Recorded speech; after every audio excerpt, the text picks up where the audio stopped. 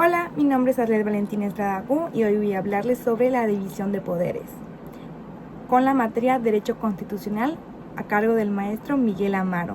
Estoy estudiando la licenciatura en Derecho en la Universidad Autónoma de Yucatán. Para entender mejor este tema tenemos que saber qué es la división de poderes. La división de poderes es un principio fundamental de la organización del Estado que consiste en separar las funciones del gobierno en tres poderes independientes, para así evitar la concentración del poder y garantizar el equilibrio y la libertad en una sociedad. Esto quiere decir que cada uno de estos poderes tiene una función específica para cada área de la población y las necesidades básicas del Estado. Los tres poderes son el Ejecutivo, que es el que aplica las leyes, el Legislativo, que su función principal es crear las leyes, y el Judicial, que su función es aplicarlas y de igual manera interpretarlas. Y su objetivo principal es evitar que una sola persona o un grupo de personas tenga el poder absoluto del Estado. Cada poder debe actuar de manera autónoma, pero tiene distintos mecanismos de control mutuo, lo que se llama el sistema de frenos y contrapesos. Este principio es clave para la democracia moderna, ya que protege la libertad de los ciudadanos al asegurar que el poder no sea utilizado de forma arbitraria o corrupta. Ahora bien, el origen de la división de poderes es que en la antigua Grecia se empezó a buscar un tipo de gobierno por las injusticias que sucedían en ese entonces, pues la búsqueda de un gobierno justo y equitativo llevó a la división de poderes en diferentes magistraturas, aunque no se establecía una clara separación entre los poderes como los conocemos hoy en día. Al principio, estos poderes no estaban estrictamente señalados como lo conocemos hoy en día. Sin embargo, tenían una idea más moderna y sofisticada para la elaboración de estos poderes. El primero que empezó con la ideología de la división de poderes fue Montesquieu, ya que su propuesta observaba el evitar el abuso de poder en un gobierno, ya que era fundamental dividir las funciones del Estado con esta capacidad de distintos órganos independientes. Su frase clave fue: para que no se pueda abusar del poder, es preciso que el poder frene al poder. Esto fue lo que quiso decir Montesquieu. Lo que yo entiendo, base su frase célebre, fue que era necesario poner reglas dentro del poder, ya que el abuso de poder puede ocasionar consecuencias graves dentro de un Estado. Los poderes que creó según Montesquieu fue el poder legislativo, que se encargaba de hacer las leyes y representa la voluntad del pueblo. Es algo parecido a lo que conocemos hoy en día. El poder ejecutivo, encargado de hacer cumplir las leyes y administrar el gobierno. También es dirigido por un rey, presidente u otro jefe del Estado. Y el judicial, que es el encargado de interpretar las leyes y aplicar la justicia dentro de ellas. Este debe ser independiente e imparcial. Un gran filósofo que también habló sobre la división de poderes fue el filósofo inglés John Locke, ya que en su obra Dos tratados sobre el gobierno civil en 1689 argumentó que para poder proteger la vida, libertad y propiedad de los ciudadanos era necesario y justo limitar el poder del gobierno y con ello dividir sus funciones. Locke no dividió el poder en tres como Montesquieu, sino que dos principales y uno lo llamó un tercero auxiliar. El primero es el legislativo, que él considera el más importante, ya que crea las leyes que deben respetar tanto gobernantes como ciudadanos. El poder ejecutivo aplica las leyes y protege al Estado. Incluye la administración del gobierno. Esto quiere decir que el representante que va a hablar sobre el gobierno tiene que incluir las leyes y aplicarlas a los ciudadanos y a ellos mismos. Y el poder federativo, que lo incluye como un poder auxiliar, que es el responsable de las relaciones exteriores y la defensa. También se puede combinar con el poder ejecutivo. Para Locke fue el primero en plantear que el poder debía dividirse para proteger la libertad. Aunque Montesquieu perfeccionó y popularizó esta idea, ¿quién fue realmente quien empezó esta esta ideología fue John Locke. Quise añadir a Aristóteles en esta presentación, ya que sí considero que su participación en la división de poderes fue importante. Aunque no fue una idea establecida, tomó gran parte de la historia, ya que fue un acercamiento a lo que conocemos hoy en día, ya que él no hablaba necesariamente de una separación de poderes independientes como lo hizo Montesquieu siglos después. Aristóteles advertía sobre los riesgos de la concentración del poder en pocas palabras. Él añadió 3 funciones esenciales al gobierno.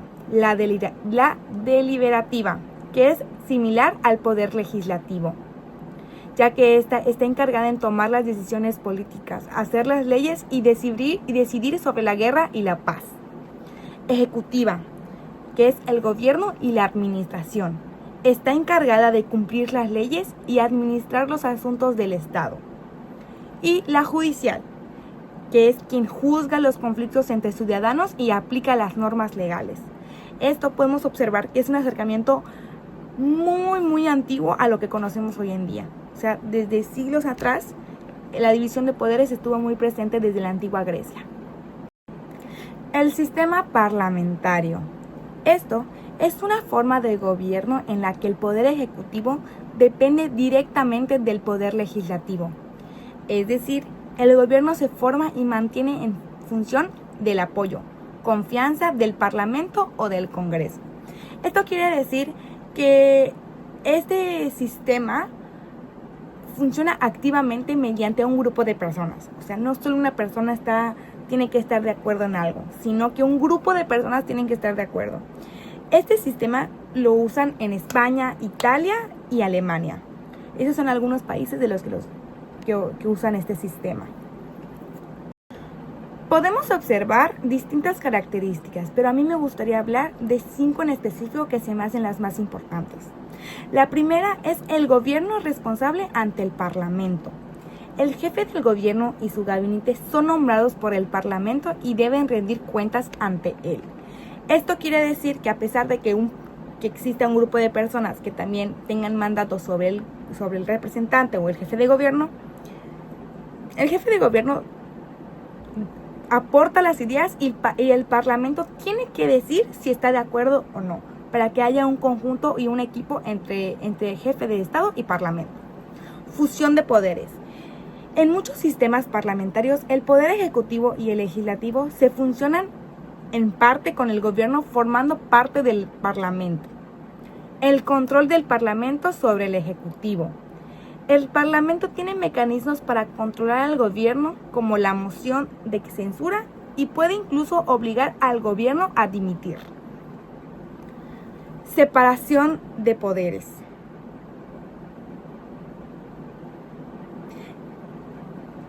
Si bien hay una función de poderes, la división de poderes entre el ejecutivo, legislativo y judicial sí existe. Sigue siendo un principio importante dentro del gobierno, lo que quiere decir que a pesar de que exista un sistema totalmente diferente a lo que conocemos en México, sigue siendo la división de poderes sigue siendo activa en este tipo de sistemas. El jefe de Estado versus el jefe de gobierno. Estos casos, en los sistemas parlamentarios, siempre existe un jefe de Estado, que puede ser el presidente, puede ser el rey. Pero también hay un jefe de gobierno, que generalmente es un ministro o presidente del gobierno. El jefe de gobierno siendo una figura política y principal, y el jefe de Estado siendo un más simbólico, como se observa en la monarquía parlamentaria.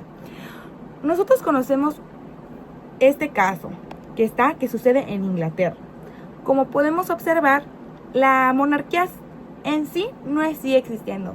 Sin embargo, existe todavía el rey de Inglaterra o la reina de Inglaterra, Isabel. En sí no gobernaba el pueblo como lo hacía el jefe de gobierno, pero sí hacía una participación simbólica dentro del país. Estos son algunos de las características principales que podemos encontrar dentro del sistema parlamentario. El sistema presidencial. Este sistema presidencial ejerce en México, que es el que la mayoría de las personas en México conocen, ya que alguna de las características de este sistema es que solo hay un jefe, no existe un jefe de gobierno ni un jefe del Estado. Los dos son el mismo, no existe esa división. Y también otra característica es que el presidente es elegido por el pueblo. El pueblo tiene la decisión absoluta sobre quién va a representar su país. Y la separación de poderes es muy notoria en este sistema, ya que como lo conocemos existe el poder ejecutivo, legislativo y judicial, que son independientes unos que otros. Es un mandato fijo. El presidente tiene un periodo determinado de tiempo en el cargo, establecido por la Constitución. En México son 6 años que ejerce el presidente el poder en el país. En este sistema, a diferencia del parlamentario, no hay un voto de confianza. El presidente no depende de la confianza del parlamento para mantenerse a cargo. Y la división de poderes, tanto el poder legislativo, el ejecutivo y el judicial, son separados y siempre tienen funciones distintas y específicas, a diferencia del sistema parlamentario. Algunos de los países que tienen este sistema es Estados Unidos, México, Brasil, Perú, entre otros. En contraste con el sistema parlamentario, el primer ministro y el gabinete dependen de la confianza del parlamento, ya que en el sistema presidencial esto no sucede, ya que ofrece mayor estabilidad y autonomía al poder ejecutivo. Por otro lado, tenemos al bicameralismo. Este es un sistema legislativo dentro del poder legislativo, ya que está dividido en 2 cámaras o asambleas. Es muy común en diferentes países con sistemas democráticos y suele utilizarse para garantizar un equilibrio entre diferentes sectores de la sociedad o del territorio. Esto trae tan grandes ventajas como grandes desventajas, que ahorita en un segundo vamos a analizar. La primera ventaja que podemos analizar dentro del bicameralismo es el control y la revisión de decisiones. Al tener 2 cámaras, permite un segundo análisis de las leyes, lo que puede hacer que se reduzcan los errores y asegurar que las decisiones que sean tomadas en ese instante no sean ni siquiera precipitadas ni impulsivas, según la Cámara de Diputados. También otra gran ventaja es la representación de diferentes intereses. Cada cámara puede representar a diferentes grupos sociales, como gobiernos subnacionales, minorías o intereses socioeconómicos específicos. Todo esto según International IDEA. Prevención de abusos. El sistema bicameral puede actuar como un freno para evitar que una sola cámara tome las decisiones excesivas o abusivas. Esto según José Pérez. Ya analizamos las ventajas. Ahora podemos conseguir las desventajas. Lentitud del proceso. Esta es una gran desventaja, ya que la necesidad de que la legislación pase por las cámaras puede hacer que sea muy lento el proceso de esta ejecución de la ley o de la decisión, lo que puede ser problemático en situaciones que se requieren una respuesta rápida, según la Cámara de Diputados. Conflictos entre cámaras. Esto suele ser muy común, ya que 2 cámaras tienen diferentes puntos de vista, diferentes intereses y composiciones. Puede generar grandes desacuerdos y bloqueos en la aprobación de las leyes. Al tener muchas personas que tomen una sola decisión, puede crear muchas controversias dentro de la Cámara de Diputados. Mayor costo. La existencia de 2 cámaras requiere más personal, instalaciones y gastos, ya que al ser, como lo dije anteriormente, muchas personas, puede crear hasta abuso de gastos dentro de una misma cámara. Y también existe la gran posibilidad de la corrupción dentro de este sistema, ya que con la existencia de 2 cámaras puede aumentar la corrupción en las decisiones legislativas, ya que pueden ser influenciadas por una política partidista. Ahora me gustaría hablar sobre la situación actual de la división de poderes en México. La situación actual del sistema de división del poderes en México en 2025 está marcada por grandes transformaciones, al igual que significativas, especialmente hacia el poder judicial, ya que ha generado grandes debates sobre su independencia y el equilibrio entre poderes del Estado.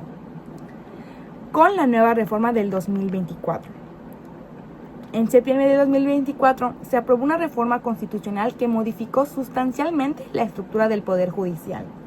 Entre los cambios más destacados se encuentra la elección popular de jueces, ya que por primera vez en la historia de México se estableció que con jueces federales, magistrados y ministros de la Suprema Corte serán elegidos por voto popular del pueblo. Esta medida busca aumentar la legitimidad democrática del sistema judicial. Sin embargo, ha generado preocupaciones sobre su impacto en la imparcialidad y autonomía judicial, ya que muchos sucesores hablan sobre que esta nueva reforma puede crear un mundo de posibilidades dentro de la corrupción mexicana. También está la reducción en el número de ministros. La Suprema Corte pasó de contar con 11 a 9 ministros con un periodo de 12 años sin posibilidad de reelección. Creación de nuevos órganos. Se establecieron el órgano de administración judicial y el Tribunal de Disciplina Judicial, encargados de la administración y supervisión del desempeño de los jueces y magistrados. Eso es un poco de la reforma que se aprobó en el 2024. Ahora me gustaría hablar sobre mi punto de vista y sobre cómo actúo con esta nueva reforma dentro de la división de poderes. Yo considero que puedo estar en un punto medio, porque como veo las desventajas, puedo lograr ver las ventajas. Una de las grandes ventajas es la posibilidad de que existan más personas que puedan ocupar puestos importantes. Y hay una movilidad entre estas personas y no solamente se pueden quedar por muchísimo tiempo. Ahora existe la posibilidad de que personas nuevas dentro de este rango judicial puedan tomar estos poderes y puedan tomar buenas elecciones para el país. Sin embargo, así como existe la corrupción en el voto popular para un presidente, también considero que puede existir esta corrupción para el voto en el Poder Judicial, ya que con las campañas la gente es imparcial cuando está dentro de una campaña. Entonces yo considero que puede ser bueno y malo para la historia de México, porque tanto hay cosas buenas como hay cosas malas. Y este es un poquito de la situación actual en la división de poderes de México. Espero que les haya gustado mi presentación. Hasta luego.